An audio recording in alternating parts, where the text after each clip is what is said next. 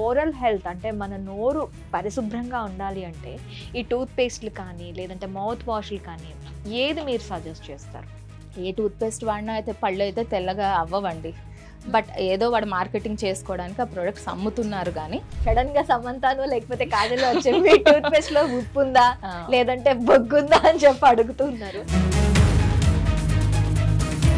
నిజంగా ఇప్పుడు ఈ చార్కోల్ కానీ లేదంటే ఆ సాల్ట్ కానీ మన టూత్ మీద నిజంగా ప్రభావం చూపిస్తాయంటారు? Strongest part of the body మన టీత్ అయినా కూడా మనం అబ్రెసివ్స్ యూజ్ చేయడం వల్ల ఏమవుతుందంటే పళ్ళు పైన లేయర్, ఇనామిల్ లేయర్ అనేది అరిగిపోయి సెన్సిటివిటీ అనేది స్టార్ట్ అవుతుంది అనమాట.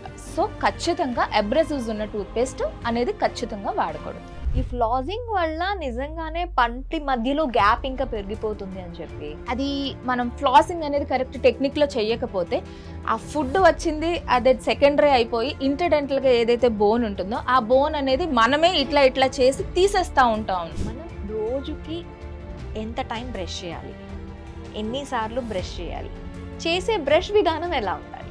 అండ్ బ్రషింగ్ టెక్నిక్ పిల్లలకి వచ్చేసి ఓన్లీ రౌండ్ అండ్ రౌండ్గా మనం బ్రషింగ్ టెక్నిక్ చేయాలి.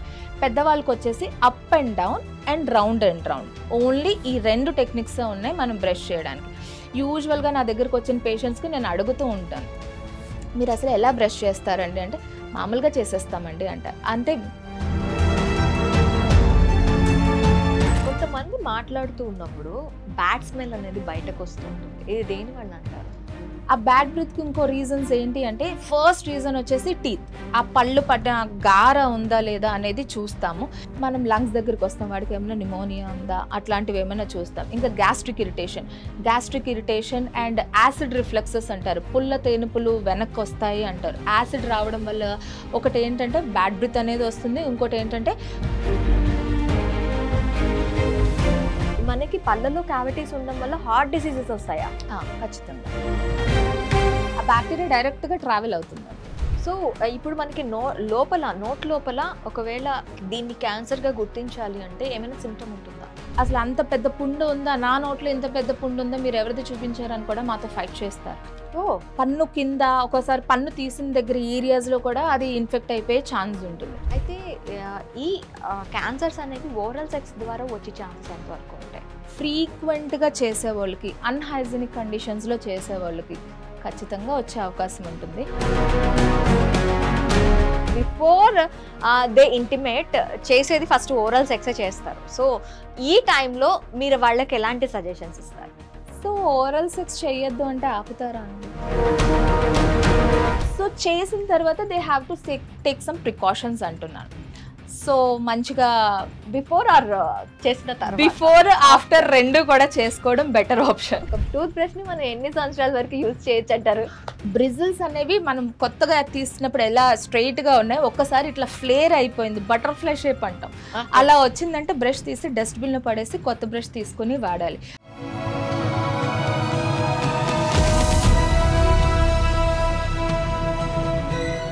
హాయ్, హలో, నమస్తే, వెల్కమ్ టు హిట్ టీవీ. నేను మీ మాధురి.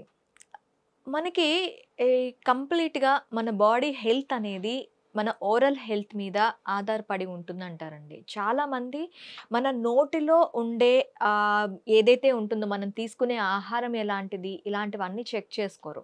ఈ ఆహారం మన లోపలికి ఎలా వెళ్తుందో మనం తీసుకునే ఆహార పద్ధతులు కూడాను మన బాడీ హెల్త్ మీద ఇంపాక్ట్ చూపిస్తూ ఉంటాయి. మనకి ముఖ్యంగా ఎక్కువగా మనకి చూసేది మనం ఓరల్ క్యాన్సర్స్ కానీ, లేదు అంటే మనకి పళ్ళల్లో వచ్చే క్యావిటీస్ కానీ, గమ్స్ సెన్సిటివిటీ కానీ, ఇలాంటివి అన్నీ కూడా మనకి ఈ ఓరల్ ఇష్యూస్లో వస్తూ ఉంటాయి. మరి ఇలాంటి వాటికి ఎలాంటి ట్రీట్మెంట్స్ చేసుకోవాలి, అసలు ఓరల్ కేర్ని ఎలా మెయింటైన్ చేయాలి, క్యాన్సర్స్ని ముందే డిటెక్ట్ చేయొచ్చా, ఓరల్ సెక్స్ వల్ల ఏమైనా ప్రాబ్లమ్స్ వస్తాయా, ఇవన్నీ డీటెయిల్గా తెలుసుకుందాం. మనతో పాటు ఉన్నారు డాక్టర్ శ్వేత. Hello ma'am.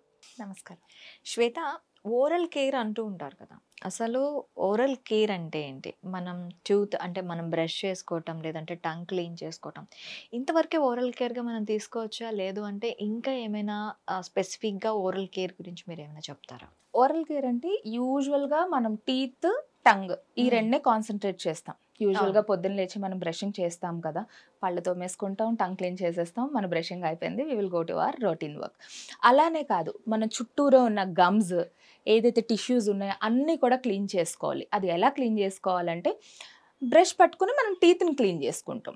అలాగే చిన్నగా మన ఫింగర్ టిప్స్ ఉంటాయి కదా, దాని నుంచి గమ్స్ని మసాజ్ చేసుకుంటే గమ్ ఇన్ఫెక్షన్స్ అనేవి రాకుండా ఉంటాయి.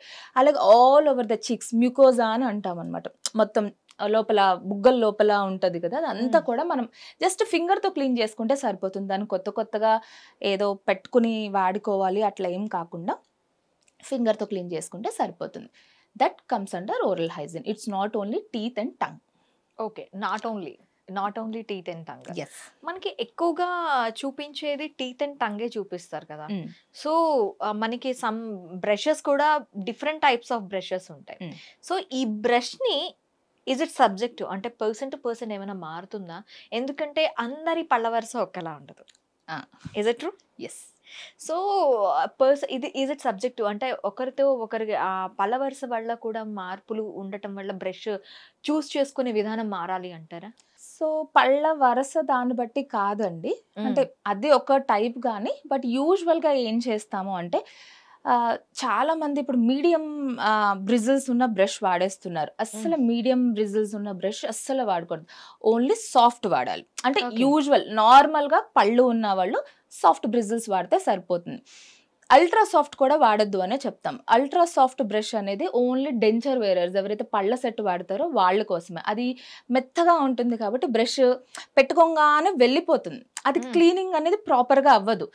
సో సాఫ్ట్ బ్రష్ అనేది యూస్ చేయాలి. ఓకే, సాఫ్ట్ బ్రష్, బ్రిజిల్స్ అనేవి సాఫ్ట్ గా, బ్రిజిల్స్ అనేవి సాఫ్ట్ ఉండాలి. ఓకే, ఇప్పుడు మనం టూత్ పేస్ట్ ని యూస్ చేస్తూ ఉంటాం. ఈ toothpaste is it subjective? అంటే డిఫరెంట్ టైప్స్ ఆఫ్ టూత్ పేస్ట్లు ఉంటాయి. మనకి క్యావిటీస్ వచ్చేటప్పుడు మీరు సజెస్ట్ చేసేవి ఉంటాయి, అండ్ ఓరల్ హెల్త్ కోసం అని సపరేట్ టూత్ పేస్ట్లు ఉంటాయి. మనకి టూత్ పేస్ట్లే కాకుండా సమ్ మౌత్ వాషెస్ అని దొరుకుతూ ఉంటాయి. సో ఏది సజెస్టబుల్? ఒక ఓరల్ హెల్త్ అంటే మన నోరు పరిశుభ్రంగా ఉండాలి అంటే ఈ టూత్ పేస్ట్లు కానీ లేదంటే మౌత్ వాష్లు కానీ ఏది మీరు సజెస్ట్ చేస్తారు? యూజువల్గా టూత్ పేస్ట్ అనేది ఇప్పుడు మనకి ఏ ప్రాబ్లము లేదు, we don't have any sensitivity ఏమీ లేనప్పుడు నార్మల్ టూత్ పేస్ట్ వాడండి. అంటే ఇది వాడాలి అది వాడాలి అని ఏం కాదు, మీకు మార్కెట్లో ఏం దొరికితే అది వాడచ్చు. ఇంకొకటి ఏంటంటే, if people have like sensitivity, పళ్ళు జుమ్మని లాగుతున్నాయి, ఇంకా ఓల్డ్ ఏజ్ వెళ్తున్నప్పుడు పళ్ళు అరిగిపోయి పళ్ళు జుమ్మని లాగుతాయి, వాళ్ళందరూ కూడా ఖచ్చితంగా సెన్సిటివిటీ టూత్ పేస్ట్ అనేది యూస్ చేయాలి.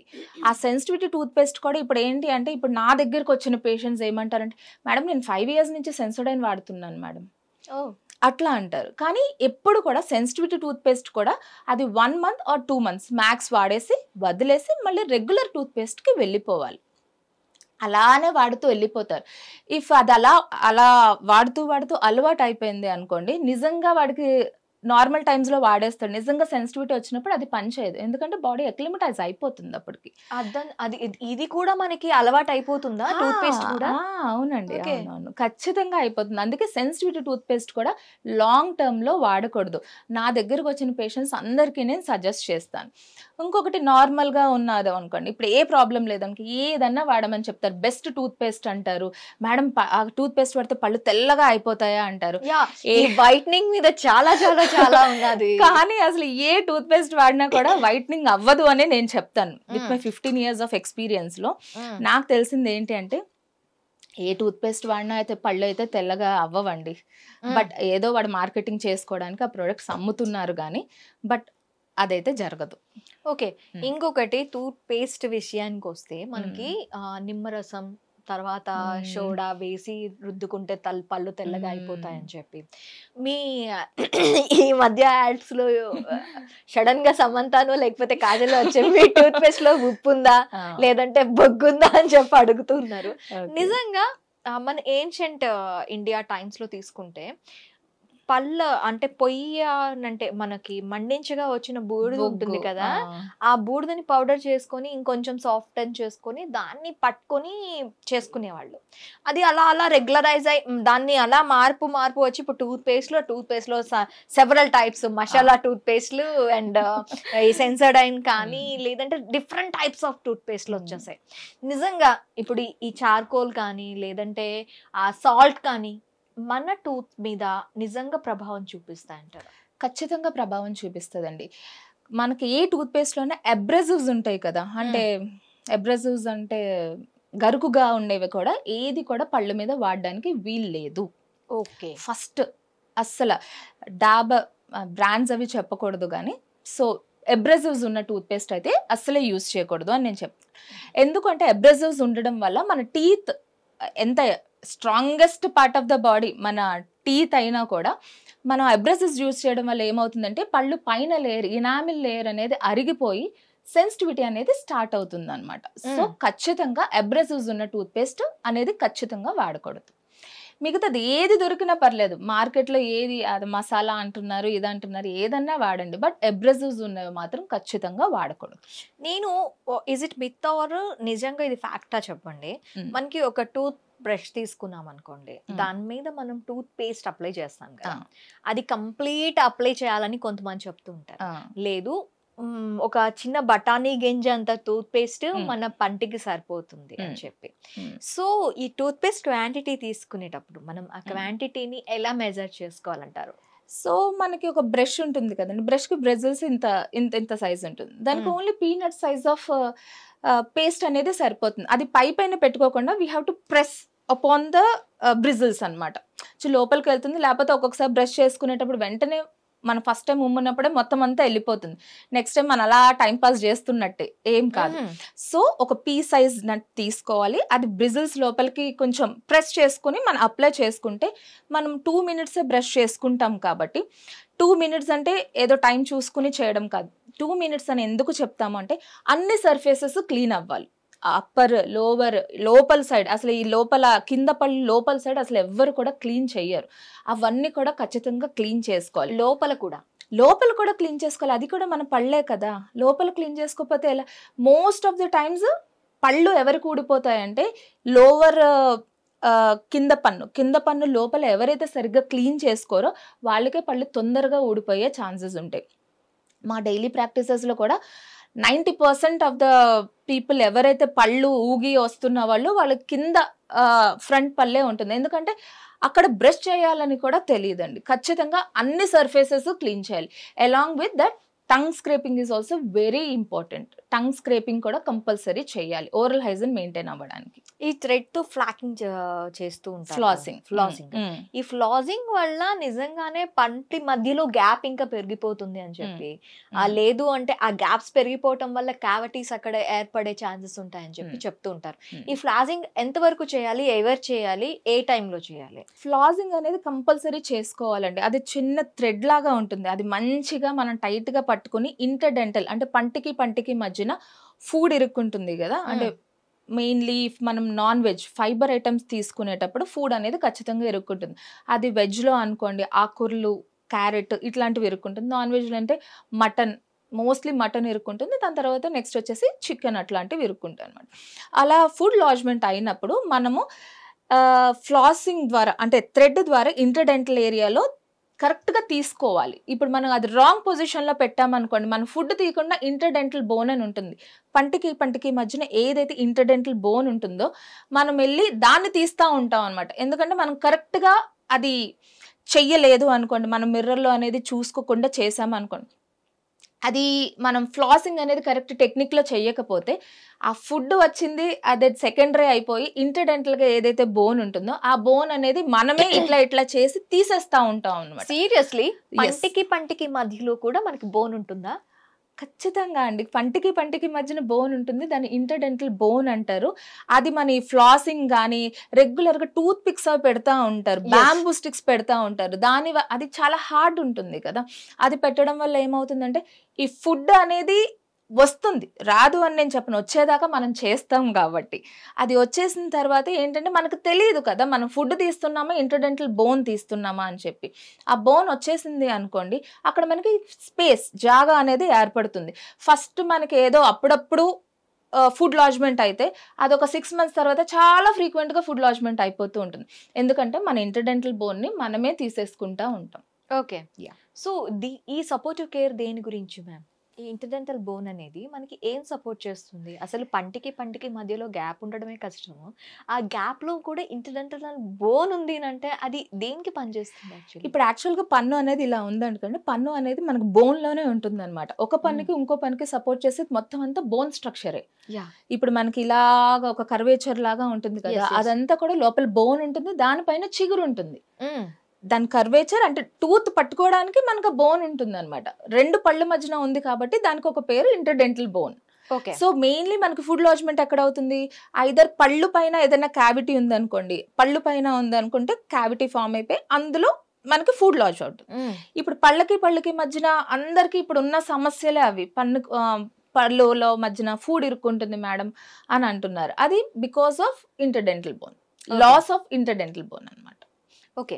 అయితే అంటే ఈ ఫ్లాసింగ్ వల్ల కానీ మనకి క్యావిటీస్ వచ్చే అవకాశాలు ఉంటాయి ఇందాక నేను అడిగినట్టు? ఎక్కువగా ఫ్లాసింగ్ చేయటం వల్ల ఇప్పుడు మీరు చెప్పినట్టు ఇంటర్డెంటల్ బోన్ అరిగిపోయింది అనుకుంటే అక్కడ మనకి క్యావిటీస్ వస్తాయా? ఫ్లాసింగ్ అనేది కరెక్ట్ గా చెయ్యలేదు అనుకోండి, మనకి ఇంటర్డెంటల్ బోన్ లాస్ అయిపోతుంది. ఇంటర్డెంటల్ బోన్ లాస్ అవడం వల్ల అక్కడ గ్యాప్ అనేది ఫామ్ అవుతుంది. ఆ గ్యాప్ అవడం వల్ల అక్కడ ఫుడ్ ఇరుక్కుంటుంది. ఫుడ్ ఇరుక్కోవడం వల్ల క్యావిటీస్ వస్తాయి ఆబ్వియస్ గా. అంతే. అయితే ఇలా అది మనకి బోన్‌కి పంటికి గ్యాప్ లేని వాళ్ళకి ఆటోమేటిక్‌గా కొంతమందికి గ్యాప్స్ ఉంటాయి పంటి మధ్య. సో అలాంటి వాళ్ళకి క్యావిటీస్ వచ్చే ఛాన్సెస్ ఎక్కువ ఉంటాయి అంటారా? పంటికి మధ్యన గ్యాప్ ఉన్న వాళ్ళకి క్యావిటీస్ అనేవి చాలా తక్కువ వస్తాయండి. ఎందుకంటే వాళ్ళు ఏమన్నా ఫుడ్ తీసుకున్న తర్వాత మామూలుగా మనం ఏం చెప్తాము, ఆఫ్టర్ ఎవ్రీ మీల్ గార్గిలింగ్ చేయమని చెప్తాం. నోట్లో నీళ్ళు తీసుకొని పుక్కిలించగానే అక్కడ ఫుడ్ ఏమైనా లాడ్జ్ అయింది అనుకోండి, ఇమ్మీడియట్ గా వచ్చేస్తుంది కదా. క్యావిటీస్ అనేది ఫార్మేషన్ తక్కువ ఉంటుంది స్పేస్ ఉన్న వాళ్ళకి, ఎందుకంటే ఫుడ్ ఈజీగా వెళ్ళిపోతుంది బయటికి. ఎక్కడైతే ఫుడ్ లాడ్జ్ అవుతుందో అది మనం సరిగ్గా క్లీన్ చేసుకోలేదో అక్కడి నుంచి క్యావిటీస్ అనేది ఫార్మేషన్ జరుగుతుంది. ఓకే. అయితే ఇప్పుడు మనం ఇందాక బ్రషింగ్ గురించి మాట్లాడుకున్నాం కదా. మనం రోజుకి ఎంత టైం బ్రష్ చేయాలి, ఎన్నిసార్లు బ్రష్ చేయాలి, చేసే బ్రష్ విధానం ఎలా ఉండాలి? సో డైలీ మనం 2 times బ్రష్ చేయాలండి, మార్నింగ్ అండ్ నైట్ పడుకునే ముందు. అంటే బ్రషింగ్ ఎప్పుడు చేయాలి అంటే ఇంకా మనం అన్ని పనులు అయిపోయినాయి, ఇంకా మనం బెడ్ ఎక్కేస్తున్నాం, దాని తర్వాత ఓన్లీ మనం వాటరే తీసుకుంటాం అన్నప్పుడు మనం బ్రష్ చేసి ఖచ్చితంగా పడుకోవాలి. మార్నింగ్ బ్రష్ ఎలాగో అందరం చేస్తాం, చేసుకోకుండా బయటకైతే వెళ్ళాం. నైట్ బ్రషింగ్ చేసుకోరు. ఎందుకు అంటే మేబీ వర్క్ ప్రెషర్ అవ్వచ్చు, టైం దొరకలేదు, బద్ధకం అనుకోవచ్చు. అన్నిటిలోని మనం బ్రషింగ్ అనేది చాలా మంది చేయరు. Night brushing is very very very important. ఎందుకు అంటే మన రోజంతా తింటాం, తినిన తర్వాత రాత్రి అదే పళ్ళతో పడుకున్నామే అనుకోండి, మనకు చిన్న క్యావిటీస్ కానీ క్యావిటీస్ లేకపోయినా ఫుడ్ అనేది ఎక్కడన్నా లాడ్జ్ అయింది అనుకోండి, రాత్రిపూట అంతా కూడా మనం ఎవరితోని మాట్లాడడం, మన నోరు ఏమి యూజ్ అవ్వదు, అందులోంచి సెలేవా మూమెంట్ అనేది ఏమీ జరగదు. అలా జరగకపోవడం వల్ల ఏమవుతుందంటే మనం స్టాగ్నెంట్ గా ఒక ప్లేస్ లో పడుకుని ఉంటాం. సో ఆ ఫుడ్ ఏదైతే ఉందో ఆ ఫుడ్ నుంచి యాసిడ్స్ రిలీజ్ చేసి అది క్యావిటీ ఫార్మేషన్ చేయడానికి దానికి మనం ఎక్కువ టైం ఇచ్చినట్టు ఉంటుంది అనమాట. పగలపూట మనము ఏంటంటే ఎక్కువ మాట్లాడుతూ ఉంటాము, వాటర్ తీసుకుంటాము, సెలేవా నోట్లో మూవ్ అవుతుంది కాబట్టి తొందరగా మార్నింగ్ టైంలో క్యావిటీ ఫార్మేషన్ అనేది జరగదు. ఓన్లీ నైట్ టైమే ఎక్కువ క్యావిటీ ఫార్మేషన్ జరుగుతుంది. So night time brushing is mandatory. మనం మార్నింగ్ టైంలో చెయ్యకపోయినా అంటే కంపల్సరీ చేసుకుని అయితే వెళ్తాంగా. ఓకే. అయితే కొంతమంది అసలు బ్రష్ యూజ్ చేయరు. ఇప్పటికీ కొన్ని ఊర్లలో, పల్లెటూర్లలో వాటిల్లో బ్రష్ కాకుండా వేప పుల్లతో చేయటము, లేకపోతే ఇంకా చేత్తోనో ఇలా చేస్తూ ఉంటారు. సో అలాంటి వాళ్ళకి ఈ క్యావిటీస్ వచ్చే ఛాన్సెస్ కానీ, వాళ్ళకి ఈ ఓరల్ ప్రాబ్లమ్స్ వచ్చే ఛాన్సెస్ కానీ ఎక్కువ ఉంటాయా? సో బ్రషింగ్ టెక్నిక్ అనేది కూడా మనం ఇప్పుడు తెలుసుకుందాం. ఎలా అంటే ఫస్ట్ 0 to 2 years వాళ్ళకి కూడా బేబీస్కి మనకి పిల్లలకి టీత్ వచ్చేస్తాయి. వాళ్ళకి మనం బ్రష్ వాడతామా అంటే యూజువల్గా ఫింగర్ బ్రషెస్ అని ఉంటాయి, సిలికాన్ బ్రషెస్ అని ఉంటాయి పిల్లలకి. దాన్ని బట్టి మనం క్లీన్ చేయాలి. అవన్నీ కుదరట్లేదు, అంత చిన్నపిల్లలకి మనం ఏం వాడతామా అనుకుంటే కనుక ఒక వెట్ తడి కాటన్ క్లాత్ ఉంటుంది కదా, అది మన ఫింగర్కి పెట్టుకుని అట్లీస్ట్ ఆ టీత్ గమ్స్ అన్నీ కూడా చంటి పిల్లలకి కూడా క్లీన్ చేయాలి. మనం యూజువల్గా పాలే కదా తాగుతున్నారు ఏమవుతుంది అని అనుకుంటాం, బట్ అవన్నీ చేయకపోతే పిల్లలకి కూడా క్యావిటీస్ అనేది వచ్చేస్తాయి because of taking a lot of milk. వాళ్ళు ఓన్లీ పాలు ఒక్కటే తాగుతారు. ఆ పాలు అనేది రాత్రంతా నోట్లో ఉండిపోయింది అనుకోండి, వాళ్ళకి చాలా ఎక్కువ క్యావిటీస్ వస్తాయి. అది నర్సరింగ్ బాటమ్ క్యారీస్ అని అంటారు అనమాట. అంటే ఆ మంత్ బేబీస్ కూడాను క్యావిటీస్ వచ్చే ఛాన్సెస్ ఉంటాయా? మంత్ బేబీస్ అంటే పిల్లలకి పళ్ళు వచ్చిన తర్వాత ఖచ్చితంగా ఉంటాయండి. ఇప్పుడు చాలా మందికి ఏంటంటే సగం సగం పళ్ళు అన్ని విరిగిపోయి ఉంటాయి.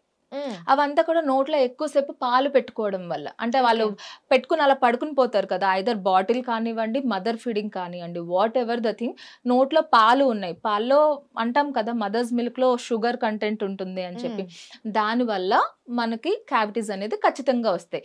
సో ఎవరైతే మదర్ ఫీడింగ్ కానీ బాటిల్ ఫీడింగ్ కానీ చేస్తున్న వాళ్ళు ఉన్నారో, పేరెంట్స్ అనేది ఆఫ్టర్ ఎవ్రీ ఫీడింగ్ తర్వాత చిన్న క్లాత్ తీసుకుని మొత్తం టీత్ అండ్ గమ్స్ మొత్తం అంత లిప్స్ కూడా వైప్ చేయాలి, లేకపోతే లిప్స్ కూడా డార్క్ అయిపోతాయి అని అంటారు.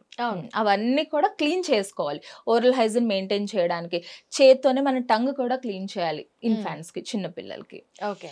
అండ్ దాని తర్వాత ఇంకా పెద్దవాళ్ళకి వస్తే అందరూ కూడా సాఫ్ట్ బ్రిజిల్స్ బ్రషే యూజ్ చేయాలి. అండ్ బ్రషింగ్ టెక్నిక్ పిల్లలకి వచ్చేసి ఓన్లీ రౌండ్ అండ్ రౌండ్గా మనం బ్రషింగ్ టెక్నిక్ చేయాలి. పెద్దవాళ్ళకి వచ్చేసి up and down and round only ఈ 2 టెక్నిక్స్ ఉన్నాయి మనం బ్రష్ చేయడానికి. యూజువల్గా నా దగ్గరకు వచ్చిన పేషెంట్స్కి నేను అడుగుతూ ఉంటాను, మీరు అసలు ఎలా బ్రష్ చేస్తారండి అంటే, మామూలుగా చేసేస్తామండి అంటారు. అంటే మీ మామూలు ఏంటి అని నేను అడుగుతాను. ఇలాగే కదా మేడం బ్రషింగ్ అని అడుగుతారు. That is an horizontal brushing. Horizontal brushing అనేది అసలు ఎప్పుడు చెయ్యకూడదు. ఎందుకు అంటే మనం టీత్ మీద ఎంత ప్రెషర్ పెడుతున్నామో చిగురు మీద కూడా అంతే ప్రెషర్ చేయడం వల్ల, హారిజాంటల్గా బ్రష్ చేయడం వల్ల ఏమవుతుంది అంటే ఆ చిగురు అనేది కిందకి వెళ్ళిపోతుంది. కిందకి వెళ్ళిపోయి రూట్ పార్ట్ ఎక్స్పోజ్ అయిపోయి సెన్సిటివిటీ అనేది వచ్చేసి ఛాన్స్ ఉంటుంది.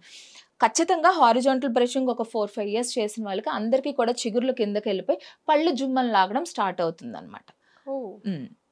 సో ఆ బ్రషింగ్ టెక్నిక్ మార్చుకుని మంచి బ్రష్, అంటే సాఫ్ట్ బ్రిజిల్స్ బ్రష్ ఈ కంపెనీయే వాడాలని లేదండి, ఏ కంపెనీ మనకి మార్కెట్లో దొరికినా సాఫ్ట్ బ్రిజిల్స్ బ్రష్ యూస్ చేసుకుని and brushing technique and brushing time అనేది కరెక్ట్గా చేసుకుంటే ఓరల్ హైజీన్ మెయింటైన్ అయినట్టే. ఎంత టైం చేయాలి అంటారు? 2 minutes బ్రష్ చేయాలి.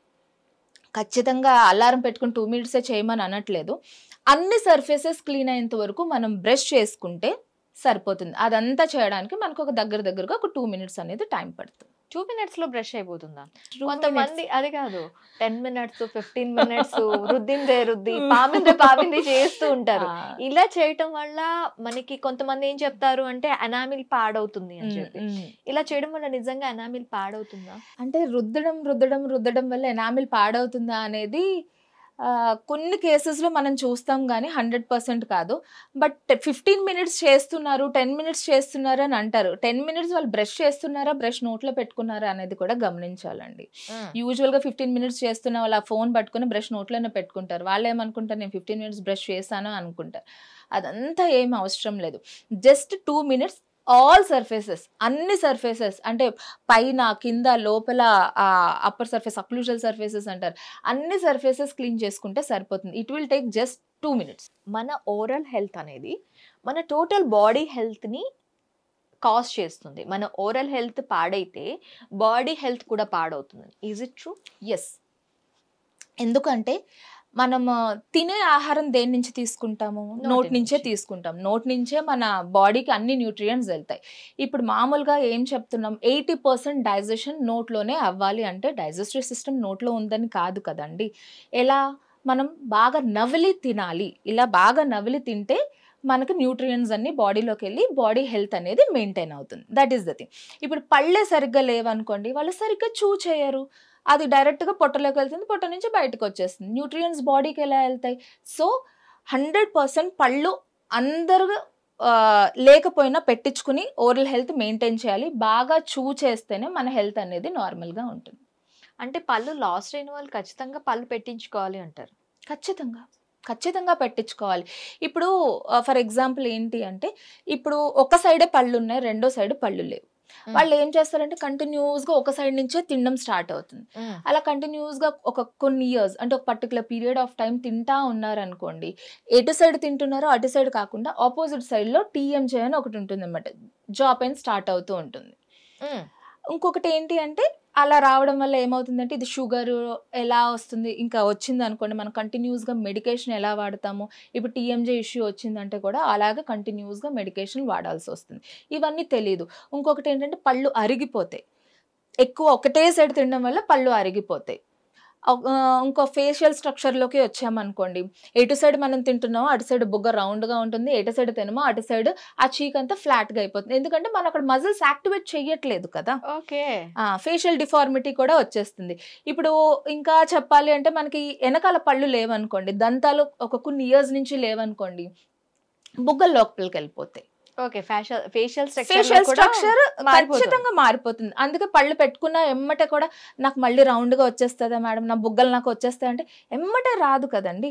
మనం పళ్ళు పెట్టిన తర్వాత వాడు ఒక 5-6 months ఫుడ్ చూ చేయాలి, మజిల్స్ అన్ని యాక్టివేట్ అయిన తర్వాత మళ్ళీ మన ఫేస్ నార్మల్ గా వస్తుంది అనమాట. ఇప్పుడు చూ వల్ల మనకి బుగ్గలు అనేవి వాటికి ఎక్సర్సైజ్ అయ్యి అవి మంచి గ్లో రావటం ఇలాంటివన్నీ జరుగుతూ ఉంటాయంటారు, నిజమేనా? సో ఇప్పుడు మనము ఒక ఫుడ్ పెట్టుకున్నామండి, అది మనం మంచిగా చూస్ చేసాం అనుకోండి, మజిల్స్ యాక్టివేట్ అయ్యి ఫేస్ నార్మల్ గా ఉంటుంది అనమాట. గ్లో అవుతుందా అంటే మనం ఏం ఫుడ్ తీసుకుంటున్నామో దాన్ని బట్టి ఫేస్ అనేది గ్లోనెస్ వస్తుంది. మనం అంతా మజిల్ అయితే స్ట్రాంగ్ ఉంటుంది, అక్కడ మజిల్స్ యాక్టివేట్ అవుతాయి కదండి. మనం తింటున్నప్పుడు ఫేషియల్ మజిల్స్ అన్ని యాక్టివేట్ అవుతాయి కదా. అందుకే ఎప్పుడు కూడా మేము మా దగ్గరికి డెంటిస్ట్ దగ్గరికి ఎవరి దగ్గరికి వచ్చినా కూడా 2 సైడ్ తినాలి, 2 sides చూ చేయాలి. ఇప్పుడు మనకు అందరికి కూడా ఒక సైడే బాగా చూ చేయడం అలవాటు ఉంటుంది, రెండో సైడ్ చాలా తక్కువ ఉంటుంది.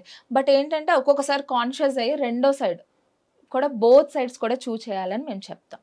ఓకే, అయితే కొంతమంది అసలు చూ చేయకుండానే మింగేస్తూ ఉంటారు. సో అలాంటి వాళ్ళకి ఎలాంటి ప్రాబ్లమ్స్ వస్తాయి ఈ డెంటల్ ఇష్యూస్ తో?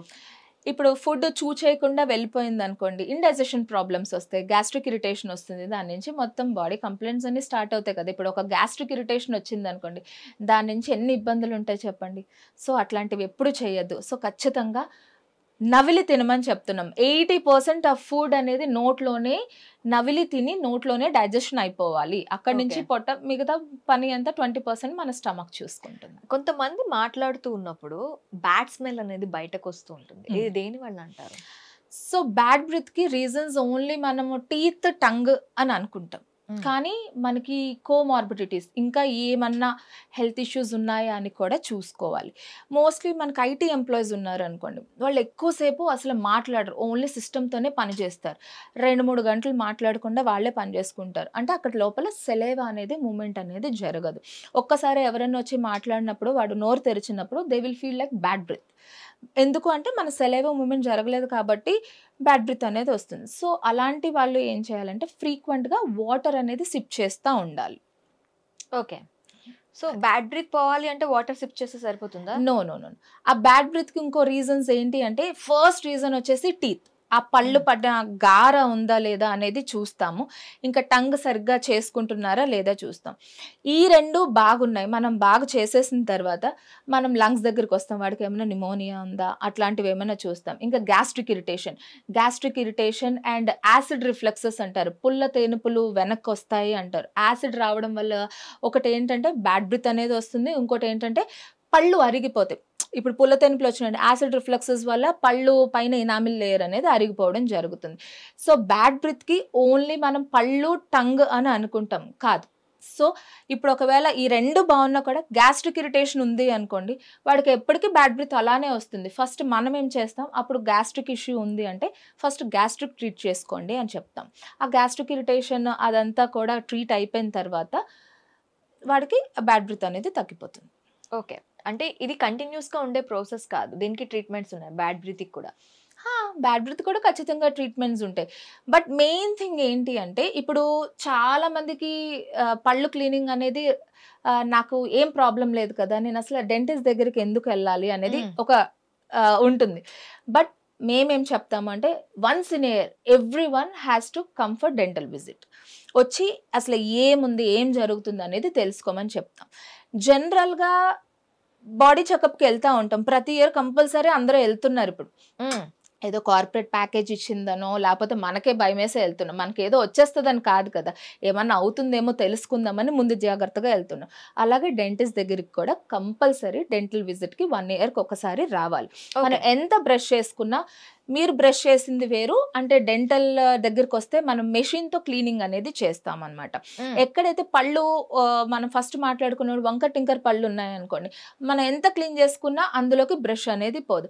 అలాంటి వాళ్ళకి గార ఎక్కువ పట్టేసి అక్కడ బోన్ లాస్ అనేది జరిగిపోతుంది అన్నమాట. అలాంటి వాళ్ళందరూ ఖచ్చితంగా, అలాంటి వాళ్ళు అని కాదు, ప్రతి ఒక్కరు కూడా వన్స్ ఇన్ ఇయర్ డెంటిస్ట్ దగ్గరికి వచ్చి డెంటల్ క్లీనింగ్ అనేది కంపల్సరీ చేయించుకోవాలి. అలా చేయించుకోవడం వల్ల ఏమవుతుందంటే ఓరల్ హైజీన్ అనేది మెయింటైన్ అవుతుంది. ఓకే. అయితే మనకి క్యావిటీస్, మన పళ్ళల్లో ఉండే క్యావిటీస్ క్యాన్సర్ని కాజ్ చేస్తాయా? పళ్ళల్లో ఉన్న క్యావిటీస్ అనేవి డైరెక్ట్ గా క్యాన్సర్ ని కాజ్ చేయదండి. ఇప్పుడు ఏదైతే క్యావిటీస్ అంటే బ్యాక్టీరియా కదా, బ్యాక్టీరియా అనేది మనకి డైరెక్ట్ గా హార్ట్ కి వెళ్తుంది, దాని నుంచి ఇన్ఫెక్టివ్ ఎండోకార్డైటిస్ అనేది వస్తుంది అని మనకి ప్రూవన్ అయింది అనమాట. సో ఏదైనా చిన్న చిన్నగా క్యావిటీస్ ఉన్నా కూడా అవి డెంటిస్ట్ దగ్గరికి వచ్చి క్లియర్ చేయించుకోమనే మేము చెప్తాం. ఓకే. అంటే డైరెక్ట్ గా క్యాన్సర్ వస్తుందా అంటే ఇండైరెక్ట్ గా వచ్చే అవకాశం ఉంది, అది depends on the body immunity. Shocking చెప్పారు. మనకి పళ్ళలో క్యావిటీస్ ఉండడం వల్ల హార్ట్ డిసీజెస్ వస్తాయా? ఖచ్చితంగా. ఓకే. ఆ బ్యాక్టీరియా డైరెక్ట్ గా ట్రావెల్ అవుతుందండి, డైరెక్ట్ గా హార్ట్ కి ట్రావెల్ అవుతుంది. మరి తింటాం కదా మనము, ఫుడ్ తింటాం కదా, ఫుడ్ లో మిక్స్ అయ్యి వెళ్తూ ఉంటుంది. ఓకే. సో అది ప్రూవెన్, ఇట్స్ ప్రూవెన్. అంటే హార్ట్ హెల్త్ కూడా మన పళ్ళు మీద ఆధారపడి ఉంది అంటారు. పళ్ళు మీద అంటే 100% పళ్ళు మీద అని కాదు, పళ్ళు మీద కూడా ఆధారపడింది, పళ్ళు మీద కూడా ఆధారపడింది. ఓకే. అయితే మనకి ఓరల్ క్యాన్సర్స్ ఈ మధ్య కాలంలో ఎక్కువగా చూస్తూ ఉంటాం. మనకి ఈ ఓరల్ హెల్త్కి వచ్చేసరికి ఓరల్ క్యాన్సర్స్ని ఈజీగా కూడా మనం డయాగ్నోస్ చేయొచ్చు అంటారు. అసలు ఓరల్ క్యాన్సర్ అంటే క్యాన్సర్, మనకి నోట్లో క్యాన్సర్ వచ్చిందని మనం ఎలా ఐడెంటిఫై చేయొచ్చు? ఫస్ట్ క్యాన్సర్ వచ్చే ముందు అదేం క్యాన్సర్ లాగా ఏదో పెద్ద పెద్దగా రాదండి, చిన్న పుండులాగా వస్తుంది, ఫ్రీక్వెంట్గా పుండులాగా వస్తుంది అన్నమాట. ఒకటే ఏరియాలో ఫ్రీక్వెంట్గా పుండు అనేది రాకూడదు. వాడికి ఇప్పుడు వచ్చింది, మనం ఫస్ట్ ఏం చేస్తాము, ఏదో మౌత్ వాష్ ఏదో వాడతాం, లేకపోతే ఎక్కడికో వెళ్ళి ఒక ఆయింట్మెంట్ వాడతాం, తగ్గిపోయింది, మళ్ళీ సెకండ్ టైం వచ్చింది, మళ్ళీ థర్డ్ టైం వచ్చింది, అలా ఫ్రీక్వెంట్గా వస్తుంది అంటే అది అసలు ఎందుకు వస్తుంది అనేది ఒకసారి మనకు మనం అబ్జర్వ్ చేసుకుని డాక్టర్ దగ్గరికి వెళ్తే, డాక్టర్కి అనుమానం వచ్చింది అనుకోండి అదేమైనా క్యాన్సరస్ రిలీజన్ కింద తయారవుతుంది అంటే ఒక చిన్న బయాప్సీ అంటారు, ఒక చిన్న ముక్క తీసుకెళ్ళి మనం టెస్ట్కి పంపిస్తాం. If it is a cancerous listen దాన్ని మనం ట్రీట్ చేసుకుంటాం. కొన్ని నాన్ క్యాన్సరస్ లిజన్స్ కూడా ఉంటాయి అన్నమాట. సో అలాంటివి మనకి అది బయోప్సీ పంపించి అది నాన్ క్యాన్సరస్ అంటే దానికి అది ట్రీట్ చేస్తాం అన్నమాట. సో మెయిన్గా మన నోట్లో పుండు రావడానికి గల రీజన్ ఏంటంటే పళ్ళు షార్ప్గా ఉంటాయి. ఒక్కొక్కరికి పళ్ళు షార్ప్గా ఉండి నాలుక కట్ అవుతుంది, బుగ్గ కట్ అవుతుంది అని అంటారు. సో అవి చాలా నెగ్లెక్ట్ చేస్తుంటారు. పన్నే కదా, ఆ విరిగింది, ఒకవేళ పన్ను విరిగింది అనుకోండి ఒక్కొక్క ఏరియాస్లో, లేకపోతే అరిగిపోయి ఏదైనా షార్ప్ ఎడ్జ్ ఉంది అనుకోండి, ఫ్రీక్వెంట్గా ఏదైతే షార్ప్ ఎడ్జ్ ఉంటుందో ఆ షార్ప్ ఎడ్జ్ నుంచి మనకి టంగ్ కానీ బుగ్గ కానీ కట్ అయిందంటే అది క్యాన్సరస్ లిజన్ కింద 100% కన్వర్ట్ అయ్యే ఛాన్స్ ఉంటుందండి. సో ఎవరికైతే ఇలా షార్ప్ ఎడ్జెస్ ఉండి పళ్ళు విరగడం వల్ల, పళ్ళు అరగడం వల్ల, ఎక్కడైతే ఆర్ ఎనీ అదర్ రీజన్ వల్ల మనకి పళ్ళు షార్ప్ అయింది అనుకోండి, ఖచ్చితంగా డెంటిస్ట్ దగ్గరికి వెళ్ళి అది స్మూతన్ చేయించుకోండి. ఓకే. స్మూతనింగ్ కూడా ఉంటుంది, డెంటల్ స్మూతనింగ్. స్మూతనింగ్ అంటే ఇప్పుడు షార్ప్ ఎడ్జ్ ఉందండి, ఇప్పుడు పన్ను విరిగిందో సమ్ అదర్ రీజన్స్ వల్ల ఏదో ఒక షార్ప్ గా ఉంది, ఆ షార్ప్ ని మనం స్మూత్ చేస్తాం. ఓకే. దాన్ని ఇనామెలోప్లాస్టీ అని అంటాం అనమాట. దానికి ఒక వర్డ్ కూడా ఉంది, ఇనామెలోప్లాస్టీ అంటాం అనమాట. ఇనామిల్ ని మనం స్మూత్ చేస్తాం. అలా స్మూత్ చేయడం వల్ల ఏమవుతుందంటే ఫర్దర్ గా మనకి ఎక్కడైతే లాసురేషన్ జరుగుతుందో ఆ లాసురేషన్ అనేది జరగకుండా మనం స్టాప్ చేస్తాం. ఫ్రీక్వెంట్ లాసురేషన్ అనేది మనకి నోట్లో అస్సలు జరగకూడదు. ఇప్పుడు కొంతమందికి రెగ్యులర్ గా నోట్లో చిన్న చిన్న పుళ్ళు పడుతూ ఉంటాయి, అదేమైనా క్యాన్సర్ కింద మనం చూడొచ్చా? అంటే అవి రావటం, వాటంతట అవే తగ్గటం, మళ్ళీ రావటం, మళ్ళీ తగ్గటం, సమ్ టైమ్స్ ఏదైనా కొత్త టూత్ పేస్ట్ కానీ కొత్త బ్రష్ కానీ, మనకి ఎవరైనా ఇంటికి వెళ్ళేటప్పుడు వేరే వాళ్ళ బ్రష్ కానీ ఇలా యూజ్ చేస్తూ ఉంటారు జనరల్ గా. సో ఈ టైంలో మనకి అప్పుడప్పుడు నోట్లో పుళ్ళు రావటం లాంటివి జరుగుతూ ఉంటాయి. సో ఇదేమైనా కాజ్ అవుతుందా క్యాన్సర్ కి? సో కొన్ని పుళ్ళు క్యాన్సర్ కింద కూడా కన్వర్ట్ అవుతాయండి. బట్ అన్నీ అని నేను చెప్పలేను. ఎవరైతే ఫ్రీక్వెంట్గా వస్తుందో ఖచ్చితంగా డాక్టర్ దగ్గరికి వెళ్ళి డయాగ్నోస్ చేయించుకోవడం ఇట్స్ ఎ బెటర్ ఆప్షన్. అస్సలు నెగ్లెక్ట్ చేయకూడదు. ఇప్పుడు క్యావిటీ ఉంది, పుచ్చు ఉంది, దాన్నే నెగ్లెక్ట్ చేస్తూ ఉంటారు. ఈ పుళ్ళు ఉందనుకోండి తగ్గిపోతుంది కదా, ఒక 2-3 డేస్లో వాడు ఏదో మెడిసిన్ పెట్టుకుంటారు, తగ్గిపోతుంది. తగ్గిపోయింది కదా అని అసలు నెగ్లెక్ట్ చేయకూడదు. It may convert into cancerous lesions. Okay. So ఇప్పుడు మనకి నోట్ లోపల ఒకవేళ దీన్ని క్యాన్సర్ గా గుర్తించాలి అంటే ఏమైనా సిమ్టమ్ ఉంటుందా? ఉంటుందండి. మోస్ట్ ఆఫ్ ద థింగ్ ఏంటి అంటే ఆ పుండు ఎంతకి కూడా తగ్గదు. మనం ఎన్ని మెడిసిన్ ఇచ్చినా తగ్గదు. వాడికి బర్నింగ్ సెన్సేషన్ ఉండొచ్చు, ఒక్కొక్కరికి అసలు ఏం సెన్సేషన్ ఉండదు. అసలు అంత పెద్ద పుండు ఉందా, నా నోట్లో ఇంత పెద్ద పుండు ఉందా, మీరు ఎవరిది చూపించారని కూడా మాతో ఫైట్ చేస్తారు. పన్ను కింద ఒకసారి పన్ను తీసిన దగ్గర ఏరియాస్ లో కూడా అది ఇన్ఫెక్ట్ అయిపోయే ఛాన్స్ ఉంటుంది. సో అవన్నీ కూడా జాగ్రత్తగా మనం ఎప్పటికప్పుడు అంటే at least once in a month మన అద్దం దగ్గరికి వెళ్ళి మన నోరు అంతా బాగానే ఉందా లేదా అనేది ఒకసారి చూసుకోవడం చాలా మంచి పద్ధతి. ఓకే. అయితే ఇప్పుడు క్యాన్సర్ మనకి టీవీస్లోని యాడ్స్లో చూపిస్తూ ఉంటారు కదా, ఓరల్ క్యాన్సర్ వచ్చిన వాళ్ళకి బాగా వాచిపోయినట్టు, లేదు అంటే వాళ్ళని కొంచెం పుళ్ళు బాగా పడినట్టు ఇలా చూపిస్తూ ఉంటారు. నిజంగా ఇలా జరుగుతుందా? జరుగుతుందండి. ఇప్పుడు ఓరల్ క్యాన్సర్స్ ఇప్పుడు బుగ్గలోకి వచ్చింది, ఆ టీత్ ఇన్వాల్వ్ అయిపోయింది, హాఫ్ జా ఇన్వాల్వ్ అయిపోయింది అంటే అవంతా కూడా తీసేస్తారు కదా, మరి వాచినట్టే ఉంటుంది కదా. ఓకే. ఖచ్చితంగా అవన్నీ నిజాలే. ఇప్పుడు ఏమి వాళ్ళు ఫ్యాబ్రికేషన్ చేసి చెప్పింది ఏం కాదు. సో ఇనీషియల్ స్టేజెస్లో డయాగ్నోస్ చేసుకుంటే ఏం ప్రాబ్లం ఉండదు. దీనికి స్టేజెస్ ఉంటాయా క్యాన్సర్లో? ఉంటాయి కదండి. ఓకే. ఇనీషియల్ స్టేజెస్లోనే అంటే ఎవరి దగ్గరైనా డెంటిస్ట్ దగ్గరికి వెళ్తే అది క్యాన్సీరియసా నాన్ క్యాన్సరస్ లీజన్సా అనేది మనం డయాగ్నోస్ చేసేస్తాం. చేసిన తర్వాత ఒకవేళ నిజంగా అది క్యాన్సర్ ఉంది అంటే దానికి మనం పర్టికులర్గా ట్రీట్మెంట్ అనేది స్టార్ట్ చేస్తాం. లేదు అనుకుంటే అది నార్మలే అనుకోండి, మనం దానికి తగ్గట్టు మెడికేషన్ అనేది ఇచ్చి మనం అక్కడికి స్టాప్ చేస్తాం. ఓకే. అయితే ఈ క్యాన్సర్స్ అనేవి ఓరల్ సెక్స్ ద్వారా వచ్చే ఛాన్సెస్ ఎంతవరకు ఉంటాయి? ఓరల్ సెక్స్ ద్వారా కూడా వస్తాయి. హెచ్పివి వైరస్ అనేది ఇట్స్ ట్రాన్స్మిటెడ్ అవుతూ ఉంటుంది కదా. ఫ్రీక్వెంట్గా చేసేవాళ్ళకి, అన్హైజీనిక్ కండిషన్స్లో చేసేవాళ్ళకి ఖచ్చితంగా వచ్చే అవకాశం ఉంటుంది. బట్ అది 100% వస్తుంది అనేది అది వాళ్ళ ఇమ్యూనిటీని బట్టి ఉంటుంది.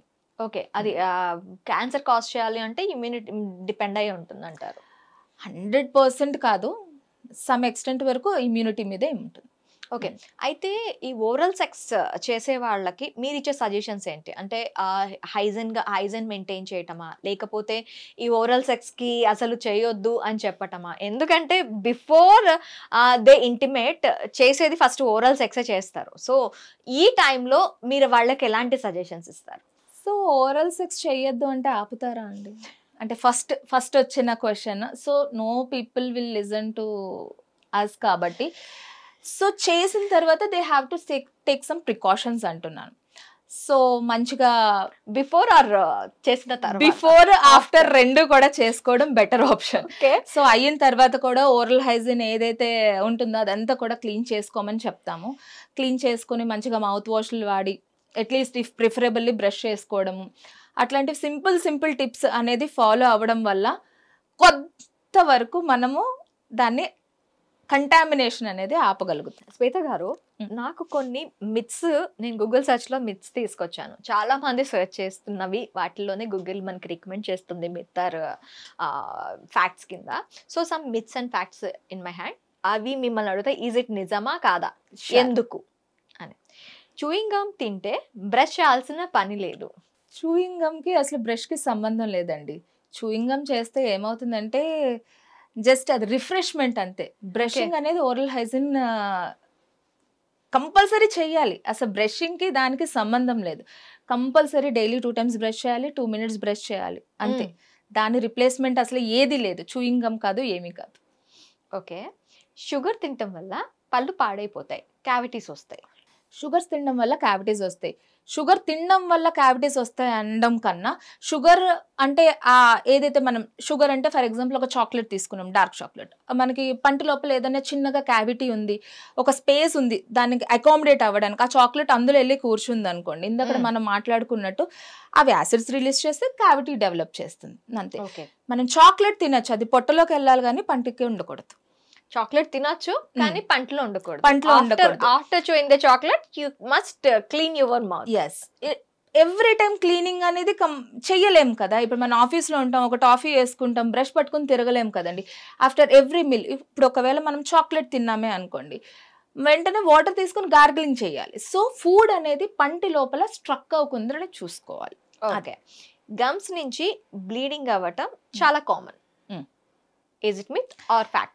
ఓరల్ హైజీన్ మెయింటైన్ లేదు అనుకోండి, వాడు సరిగ్గా పళ్ళు క్లీన్ చేయట్లేదు, ఫుల్ ఆఫ్ బ్యాక్టీరియా ఉందంటే ఆ టీత్ మీద ఏదైతే ఇన్ఫెక్షన్ ఉందో అది గమ్స్ లోపలికి కూడా వెళ్ళి గమ్ ఇన్ఫెక్షన్ క్రియేట్ చేస్తుంది. గమ్ ఇన్ఫెక్షన్ అంటే అది బ్లీడింగ్ గమ్స్. ఓకే, అయితే ఈ బ్లీడింగ్ గమ్స్ వల్ల మనకి హెల్త్ ఇష్యూస్ వస్తాయా? అంటే ఓవరాల్ బాడీ హెల్త్ ఇష్యూస్ ఏమైనా వచ్చే అవకాశాలు ఉంటాయంటారా? ఖచ్చితంగా వస్తాయండి. అంటే టీత్ గమ్స్ ఆ రెండు సెపరేట్ పార్ట్స్ అయినా కూడా ఒకటి హ్యాండ్ ఇన్ హ్యాండ్ లో వెళ్తా ఉంటాయి అన్నమాట. సో గమ్ ఇన్ఫెక్షన్ వల్ల ఏమవుతుందంటే గమ్స్ స్వెల్లింగ్ రావడం, ఇంకా ఎక్కువ బ్యాక్టీరియా అకామిడేట్ చేసుకోవడం, దాని నుంచి గమ్ ఇన్ఫెక్షన్స్, బ్లీడింగ్ గమ్స్ రావడం ఉంటుంది. సో ఖచ్చితంగా అన్ని కోరిలేటెడ్ ఉంటాయి. ఓకే, బ్రష్ బలంగా చేయటం వల్ల చాలా బాగా పళ్ళు క్లీన్ అవుతాయి. బ్రష్ బలంగా చేయడము, గట్టిగా చేయడం అంటున్నాను. మనం పట్టి రుద్దుతూ ఉంటారు కదా, సో అలా చేయటం వల్ల బాగా క్లీన్ అవుతాయి. లేదు, క్లీనింగ్ సంగతి తర్వాత పెట్టేద్దాం, ఫస్ట్ పళ్ళు అరిగిపోతాయి అన్నమాట. అంత గట్టిగా చేయొద్దు. బ్రష్ అనేది సాఫ్ట్ బ్రిజిల్స్ బ్రష్ యూస్ చేయాలి. బ్రష్ నార్మల్గా ఒక పర్టికులర్ ప్రెషర్ పెడితే సరిపోతుందండి, దాన్ని గట్టిగా పెట్టి తోమేయక్కర్లేదు. నార్మల్గా brushing technique is very important and which type of brush is using అనేది very important. It's not about గట్టిగా తోమేస్తే తెల్లగా వస్తాయి అట్లా ఏం లేదు. ఇప్పుడు బ్రష్, మీరు ఇందాకటి నుంచి మనం బ్రష్ గురించి మాట్లాడుకుంటున్నాం, చూస్ చేసుకునేటప్పుడు సాఫ్ట్ బ్రిజిల్ బ్రషెస్ అన్నారు. సమ్ టైమ్స్ ఆ బ్రిజిల్స్ అరిగిపోయి వంగిపోయి ఇలా ఉంటాయి, అది ఎంతవరకు యూస్ చేయొచ్చు అంటారు? ఒక టూత్ బ్రష్ ని మనం ఎన్ని సంవత్సరాల వరకు యూస్ చేయొచ్చు అంటారు? చాలా మంది సంవత్సరాల కొద్ది ఒకటే బ్రష్ యూస్ చేస్తుంటారు. టూత్ బ్రష్ ని సంవత్సరాలు అసలు వాడకూడదు. ఓకే, బ్రిజిల్స్ అనేవి మనం కొత్తగా తీసినప్పుడు ఎలా స్ట్రైట్ గా ఉన్నాయి, ఒక్కసారి ఇట్లా ఫ్లేర్ అయిపోయింది, బటర్ఫ్లై షేప్ అంటాం, అలా వచ్చిందంటే బ్రష్ తీసి డస్ట్బిన్ లో పడేసి కొత్త బ్రష్ తీసుకుని వాడాలి. అలా ఉంది కదా సరే వచ్చే నెల కొందాము అట్లా ఏమి కుదరదండి. ఒక్కసారి ఇలా ఫ్లేర్ అయిపోయిందంటే దానివల్ల డిసడ్వాంటేజ్ ఏంటంటే మనం బ్రష్ అనేది పళ్ళు మీద క్లీన్ చేస్తాం, అది ఫ్లేర్ అయిపోయింది ఏమవుతుంది, మనం ఇలా ప్రెషర్ పెట్టడం వల్ల ఐదర్ అప్ అండ్ డౌన్ చేసిన ఆ ఫ్లేర్ అయిపోయిన బ్రిజిల్స్ వెళ్ళి గమ్స్ ని ఇరిటేట్ చేస్తుంది, దానివల్ల గమ్స్ అనేవి పైకి వెళ్ళిపోయి గమ్ ఇన్ఫెక్షన్స్ అనేవి ఫామ్ అవుతాయి. సో ఎప్పుడైతే ఆ బ్రష్ బ్రిజిల్స్ ఇలా ఫ్లేర్ అయిపోయి ఉంటాయి, బటర్ఫ్లై షేప్ అంటారు, అలా వచ్చేసినాయి అంటే వెంటనే మీరు కొత్త బ్రష్ తీసుకుని బ్రష్ చేసుకోవాలి. అది ఎన్ని డేస్ వస్తుందో అనేది మనం ఏ టైప్ ఆఫ్ బ్రషింగ్ చేస్తామో, మినిమం 1 month, మ్యాక్స్ 1.5 months తర్వాత బ్రష్ అనేది పనికి రాదు. ఓకే, అంతే. డైలీ 2 times చేయాలి కదా, మరి నైట్ టైం కూడా చేయాలి కదా, ఓన్లీ ఒక్క కౌంట్ కాదు కదా. డైలీ 2 times బ్రష్ చేయాలి, 2 minutes బ్రష్ చేయాలి. అండ్ బ్రషింగ్ టెక్నిక్ అనేది చాలా జాగ్రత్తగా చూసుకుంటే సరిపోతుంది. అయితే ఫ్లోజింగ్ అనేది అసలు అవసరం లేదు. ఫ్లాజింగ్ అనేది చెయ్యాలి అండి. ఇప్పుడు పంటికి మధ్యన ఫుడ్ ఇరుక్కుంది అనుకోండి, ఫ్లాజింగ్ కరెక్ట్గా చేస్తే దానంత మంచి పద్ధతి ఇంకేం లేదు. అది కరెక్ట్గా చెయ్యలేదు అనుకోండి, సో ఇంటర్డెంటల్ బోన్ లాస్ అయ్యి మనం ఇంకా దానికి ఎక్కువ నష్టం చేస్తున్నట్టు ఉంటుంది అనమాట. సో ఫ్లాజింగ్ అనేది it's a good habit, but it should be in a correct manner. పళ్ళు తెల్లగా ఉంటే హెల్తీగా ఉన్నట్టే. పళ్ళు తెల్లగా ఉంటే హెల్తీగా ఉన్నట్టు అసలు కాదండి. యూజువల్గా హెల్తీ టీత్ అనేది కొంచెం ఎల్లోయిష్ ఉంటాయి. ఓకే, పళ్ళు తెల్లగా ఉండడం కాదు. సో యాక్చువల్గా మన ఇనామిల్ అనేది ఏ కలరు ఉండదు, దాని లోపల డెంటిన్ అని ఉంటుంది, ఆ డెంటిన్ అనేది మనకు కొంచెం ఎల్లోగా ఉంటుంది అన్నమాట. అదే మనకి పళ్ళు పైన రిఫ్లెక్ట్ అవుతుంది. As the age goes on మనకి పళ్ళన్నీ కొంచెం ఎల్లోగా మారడం స్టార్ట్ అవుతుంది, ఎందుకంటే పైన ఇనామిల్ లేయర్ అరగడం వల్ల లోపల లేయర్ రిఫ్లెక్ట్ అవ్వడం వల్ల. సో పళ్ళు తెల్లగా ఉంటే హెల్దీగా ఉంటే, ఎల్లోగా ఉంటే అన్హెల్దీ అని ఏం లేదు. యూజువల్గా ద హెల్దీ టీత్ అనేది కొంచెం ఎల్లోయిషే ఉంటుంది. Okay, charcoal toothpaste, salt content ఉన్న toothpaste is better. Abrasives ఉన్న టూత్ పేస్ట్ అస్సలు వాడకూడదు. మేబీ చార్కోల్లో ఎబ్రజివ్స్ ఉండొచ్చు, ఎబ్రజివ్స్ ఉన్నది మాత్రం మనం పంటి పైన ఏది యూజ్ చేయకూడదు. అండ్ డైరెక్ట్గా లెమన్, సోడా కూడా యూజ్ చేస్తారు, అవన్నీ కూడా అసలు యూజ్ చేయొద్దండి. దానివల్ల ఏంటి అంటే సెన్సిటివిటీ అనేది ఎక్కువ వచ్చేస్తూ ఉంటుంది. సో మీకు నిజంగా టీత్ వైట్నింగ్ కావాలి అంటే కనుక డెంటిస్ట్ దగ్గరికి వస్తే ఇన్ హౌస్ మనకి సేఫ్ బ్లీచెస్ ఉంటాయి అన్నమాట, పళ్ళు తెల్లగా అవ్వడానికి. అండర్ డాక్టర్ చేసుకుంటే మీరు సేఫ్లో ఉంటారు, లేకపోతే పళ్ళు జుమ్మని లాగడం, పళ్ళు అరిగిపోవడం అవన్నీ కూడా జరుగుతూ ఉంటాయి. సో సొంతంగా ఆ బేకింగ్ సోడాలు, నిమ్మకాయ అట్లాంటివి అస్సలు పంట పైన పెట్టకూడదు. ఇట్స్ అసలు నో అని చెప్తాను నేనైతే. ఓకే. చిన్న పిల్లలుగా ఉండేటప్పుడు వచ్చే టీత్ ని బ్రష్ చేయాల్సిన అవసరం లేదు. పళ్ళు ఉన్న ప్రతి ఒక్కరూ బ్రష్ చేయాలండి. మనం చిన్నవాళ్ళు లేదు, పెద్దవాళ్ళు లేదు. పళ్ళు చిన్న పిల్లల వాళ్ళకి చిన్న చిన్న బ్రషెస్ ఉంటాయి. దానికి పర్టికులర్గా స్పెషల్ టూత్ పేస్ట్లు ఉంటాయి. ఆ పర్టికులర్ టూత్ పేస్ట్లు అండ్ బ్రష్లు కంపల్సరీ అందరూ వాడాలి. ఇట్స్ నాట్ లైక్ ఎవరు వాడకూడదు అని లేదు. పళ్ళు వచ్చిన ప్రతి ఒక్కరు బ్రష్ చేసుకోవాలి. పళ్ళపై ఉండే ఎనామిల్ లాస్ అయితే పళ్ళు సెన్సిటివ్గా తయారవుతాయి. సో పళ్ళ పైన ఇనామిల్ లేయర్ లాస్ అవ్వడం వల్ల సెన్సిటివిటీ అనేది ఖచ్చితంగా వస్తుంది. ఎందుకు అంటే ఇనామిల్ లేయర్ అనేది outer layer of the teeth. Enamel layer is an insulating layer అనమాట. హీట్ని కోల్డ్ని ప్రొటెక్ట్ చేసే లేయర్. సో అది మనకి చక్కగా ఉన్నంతసేపు మనం ఎంత హాట్ ఎంత కోల్డ్ తీసుకున్నా ఏమి కాదు. As the age goes on. ఇంకొకటి ఏంటి అంటే హ్యాబిట్స్ ఉంటాయి. Night grinding habit. పళ్ళు నూరడం చేస్తూ ఉంటారు చాలా మంది. నైట్ టైమే కాదు, ఏదైనా ఆఫీస్ వర్క్ సిస్టమ్ మీద ఉన్న వాళ్ళు ఎక్కువ పళ్ళు నూరుతూ ఉంటారు. టెన్షన్ గా ఉన్న వాళ్ళు, ఎక్కువ స్ట్రెస్ ఉన్న వాళ్ళు, నిద్ర లేకపోవడం వల్ల ఇలాంటివన్నీ కూడా పళ్ళు నూరడం చేస్తారు. అలా పళ్ళు నూరడం వల్ల కూడా ఏమవుతుందంటే పళ్ళు పైన ఇనామిల్ లేయర్ అరిగిపోతుంది. Enamel layer is insulating layer అనుకున్నాం కదా, అది పోయినప్పుడు పళ్ళు ఆటోమేటిక్గా జుమ్మలు లాగుతూ ఉంటాయి. అది కొంచెం ఇనీషియల్ స్టేజెస్లో ఉందనుకోండి, చిన్నగా సిమెంట్స్ పెట్టి మనం చేయొచ్చు. అది కానీ బాగా సివియర్ అయిపోయింది అనుకోండి, మనం దానికి రూట్ కెనాల్ అనేది చేసి క్యాప్ అనేది చేస్తాం. ఇంకొకటి ఏంటి అంటే ఆ పన్ను అరిగిపోవడం వల్ల ఏమవుతుందంటే పన్ను హైట్ అనేది తగ్గిపోతుంది. మనకు ఇప్పుడు ఒక హైట్ ఇంత ఉండాలి అనుకోండి, అది తగ్గిపోతుంది. అలా తగ్గిపోవడం వల్ల ఇక్కడ జాయింట్ దగ్గర కూడా పెయిన్ వచ్చే అవకాశం ఉంటుంది. ఎందుకంటే ఒక పర్టికులర్ హైట్ అనేది ఉండాలి. ఆ జా హైట్ తగ్గిపోయిందని అంటే పళ్ళు అరిగిపోవడం వల్ల హైట్ తగ్గిపోయింది అనుకోండి, దానివల్ల ఏమవుతుందంటే జాయింట్ పెయిన్ కూడా వస్తాయి. పళ్ళు చిగుళ్ళకు వచ్చే డిసీజెస్ మాత్రమే మనం పట్టించుకోవాలి. పళ్ళు ఓన్లీ చిగురు అదొక్కటే నోరు కాదండి, ఇంకా లోపల ఏ మాత్రం చిన్న పుండు ఉన్నా కూడా మనం దాన్ని పట్టుకుని అసలు ఏం జరుగుతుంది ఏంటనేది తెలుసుకోవడం చాలా ఇంపార్టెంట్. మనకి ఫ్రంట్ టీత్ అనేది బాగా కనిపిస్తూ ఉంటుంది. ఆ ఫ్రంట్ టీత్లో ఏదైనా ఇష్యూ ఉంటే అదొక్కటే పళ్ళు అని అనుకుంటారు. అసలు చాలా మంది నా పేషెంట్స్ కూడా అసలు లోపల అసలు క్లీన్ చేయాలా మేడం, వెనకాల పళ్ళు కూడా క్లీన్ చేయాలా అని అడుగుతారు. సో అన్ని మన పళ్ళే కదా, అన్ని కూడా మనం క్లీన్ చేసుకోవాలి. పళ్ళు గమ్సే కాదు, చుట్టూతో ఉన్న ఓరల్ టిష్యూస్ కూడా మనం క్లీన్ చేసుకోవాలి. ఓరల్ హెల్త్ బాగుంటే చాలు, ఇంకా పరీక్ష చేయించుకోవాల్సిన పని లేదు. ఓరల్ హెల్త్ బాగుందని ఎలా తెలుస్తుంది? మన డెంటిస్ట్ దగ్గరికి వెళ్తేనే కదా మీ ఓరల్ హెల్త్ బాగుంది అని మనం సెల్ఫ్ డయాగ్నోసిస్ చేసేసుకుంటాం. మనకి ఇప్పుడు పెయిన్ లేదు, నా పళ్ళు అంతా బాగానే ఉన్నాయి. ఇప్పుడు నా పేషెంట్స్ అందరూ అదే అంటారు, ఎందుకు మేడం నాకు ఏం ఇష్యూ లేదు కదా మేడం, నేను 2010లో క్లీనింగ్ చేయించుకున్నాను అంటారు. వాళ్ళ లోపల నేను ఇంట్రా ఓరల్ కెమెరాతో ఒకసారి చూపిస్తే, సార్ ఇది సార్ మీ పళ్ళు సిచ్యువేషన్ అని అంటే, మేడం ఇవి నావేనా అని అడుగుతారు. మళ్ళీ నేను అద్దం పట్టుకుని సార్ ఇది మీదే సార్ అని చూపిస్తాను. పళ్ళు క్లీన్ చేసుకోకపోవడం వల్ల మనకు తెలియదు, అవి పెయిన్ రాదు, ఫుల్గా గార పట్టేసి ఉంటాయి అన్నమాట. ఆ గార ఏంటంటే అసలు గారకి మన పళ్ళు లోపల స్పేస్ అనేది లేదు, అది మన బోన్ తినుకుంటా ఆ ప్లేస్లో అనే కూర్చుంటుంది. సో అదంతా కూడా మనకు పెయిన్ ఉండదు కదా. నా పళ్ళు అంతా బాగున్నాయి, బయట అంతా చూడడానికి బాగుంటాయి, లోపల మాత్రం చాలా క్యాలిక్యులస్ బ్యాక్టీరియల్ లోడ్ చాలా ఎక్కువ ఉంటుంది అనమాట. అట్లాంటివి అస్సలు నెగ్లెక్ట్ చేయకూడదు. స్కేలింగ్ చేయటం వల్ల టీత్ వీక్ అవుతాయి. ఇది యూజువల్గా అందరు పేషెంట్స్ అడిగే క్వశ్చనే. క్లీనింగ్లో ఏంటి అంటే మనం ఏదైతే గార ఉందో ఇప్పుడు దాకా వాళ్ళకి ఏముంటుందంటే ఆ గార పంటి చుట్టూతో ఉండి వాడికి ఒక ప్రొటెక్షన్ లేయర్ లాగా ఉంటుందన్నమాట. ఒక్కసారి మనం ఆ గార తీసిన తర్వాత ఒరిజినల్ టూత్ స్ట్రక్చర్ని మనం ఎక్స్పోజ్ చేస్తాం. అప్పుడు వాళ్ళు ఏమనుకుంటారు, నా ఎనామిల్ అంతా అరగొట్టేశారు డాక్టర్, పళ్ళకి మధ్యన సందులు చేసేసారు అని అనుకుంటారు. ఇప్పుడు దాకా ఆ పళ్ళకి మధ్యన ఆ గార అనేది కూర్చున్నదే మనం తీస్తాం అన్నమాట. క్లీనింగ్లో ఏమవుతుంది అంటే మనం క్లీన్ చేసేటప్పుడు పళ్ళ పైన ఇనామిల్ లేయర్నే మనం క్లీన్ చేస్తాం. ఆ ఇనామిల్ లేయర్ కట్ చేసే కెపాసిటీ మనం ఏదైతే క్లీనింగ్ చేస్తామో దాన్ని స్కేలర్ అని అంటాం, దానికి లేదు. అసలు ఇనామిల్ అనేది కట్ చేయలేదు, అది ఏదైతే గారా బ్యాక్టీరియా ఉందో అదే తీస్తుంది. పళ్ళు క్లీనింగ్ చేయడం వల్ల ఇనామిల్ లేయర్ అరగడం అనేది it's a myth. Okay. Cool drink తాగటం వల్ల పళ్ళకి ఎటువంటి ప్రాబ్లమ్స్ రావు? కూల్ డ్రింక్లో యాసిడ్స్ ఉంటాయి కదా, ఫ్రీక్వెంట్గా తీసుకున్న వాళ్ళకి వస్తాయి. మనకి ఇప్పుడు మామూలుగా మనం ప్రూవ్ చేస్తారు, కోకో కోలాలో పన్ను వేస్తే అరిగిపోయింది,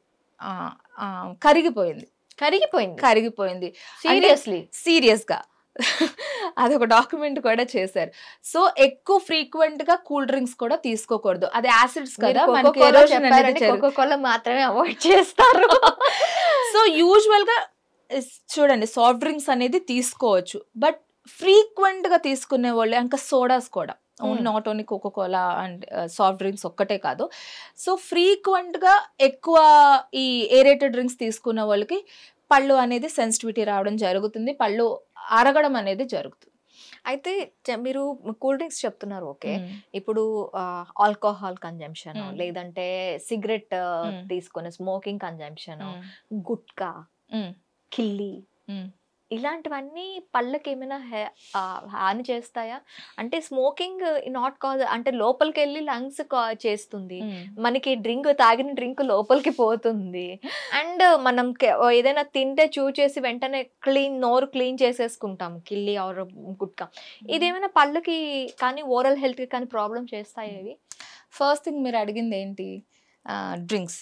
ఎస్, ఆల్కహాల్ తీసుకుంటే ఆల్కహాల్ వల్ల పెద్దగా డ్యామేజ్ అవుతుందని నేను చెప్పను. దే కెన్ టేక్ ఆల్కహాల్ నుంచి పెద్ద ఇష్యూ ఉండదు, తీసుకోవచ్చు. అంటే ఖచ్చితంగా తీసుకోమని చెప్పను, యాజ్ అ డాక్టర్ కింద నేను నో చెప్తాను. బట్ దాని నుంచి పళ్ళు ఎఫెక్ట్ అవుతాయి అంటే నో అనే చెప్తాను. ఓకే. సో నెక్స్ట్ వచ్చేసి ఏమన్నారు? సిగరెట్ స్మోకింగ్ వల్ల ఏమవుతుంది? సో ఆ పొగ అంతా లోపలికి వెళ్తుంది, దాని నుంచి ఏమవుతుందంటే టీత్కి ఏమీ అవ్వదు, గమ్ ఇన్ఫెక్షన్స్ అనేవి వచ్చే అవకాశం ఉంటుంది. గమ్ ఇన్ఫెక్షన్ అది రివర్స్ స్మోకింగ్ చేస్తారు కదా, కొంచెం పొగ లోపలికి కూడా వెళ్తుంది కదా, ఆ ప్యాలెట్ ఏదైతే మనకు అంగిడి ఉంటుంది, గమ్స్ అన్ని కూడా కొంచెం ఇన్ఫెక్ట్ అయ్యే ఛాన్స్ ఉంటుంది. The third one is a pouching. This is the most dangerous thing. ఎందుకంటే పాన్, గుట్కా ఆ బుగ్గలో పెట్టుకుంటారు, అది అయ్యేంత వరకు ఆ బుగ్గలోనే ఉంటుంది, అక్కడ మొత్తం అంతా మ్యూకోజా అంతా తినేస్తుంది అనమాట. ఆ పాన్, గుట్కా తినే వాళ్ళకి 100% క్యాన్సరస్ లీజన్స్ వస్తాయి. ఓకే.